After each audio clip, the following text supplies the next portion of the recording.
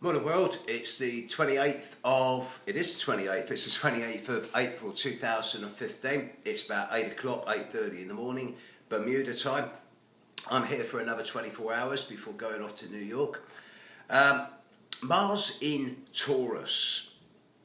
I've done about, 15, 20 readings in this last few days, and Mars in Taurus is turning into being one of those things that's really, really difficult to cope with.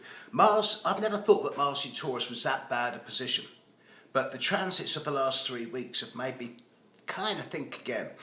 Bearing in mind that Mars is all about physical energy. Mars, let's deal with Mars. First of all, it's orange, right? It's because it's got so much nickel and iron in its makeup. That's why it appears orange when you look at it in the sky. It's quite visible to see in the sky if you know what you're looking at. Remember, stars twinkle, planets don't. And when you see a little orange star that's not twinkling, you're probably looking at Mars. Mars is about one's capacity for physical assertiveness. It's about being assertive and projective, hopefully without being confrontational and aggressive. Mars is what you're like down the gym and in the bedroom and digging the garden and walking the dog. It's how you physically use your energies at a day by day and minute by minute level. Venus is always about what you want and what turns you on. Mars is very much about how you get it. Mars in Taurus. Taurus is one of those signs that, well, it's earth and it's fixed. So it's down to earth, grounded, solid, stable, reliable, hard-working, focused and concentrated. Many people with lots of planets in Taurus, they're not going to be the fastest on the block, but they will be the most reliable and they'll get things done. Mars in Taurus. Mars doesn't really like being in Taurus. Its home is in the next door sign of Aries. So when Mars is in Taurus, which incidentally is ruled by Venus, so Mars isn't exactly comfortable there either because of that. Mars tends to run at things like a bull in a china shop, head first.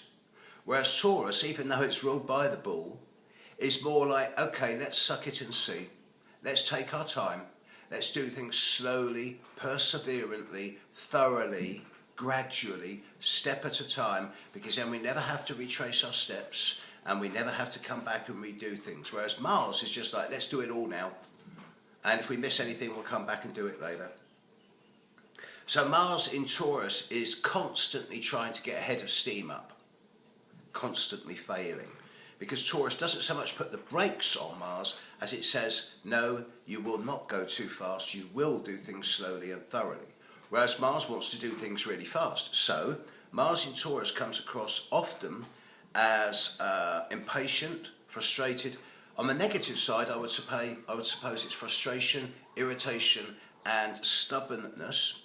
Whereas on the positive side, Mars in Taurus is perhaps the best place in the sky for Mars when it comes to being steady, perseverant effort.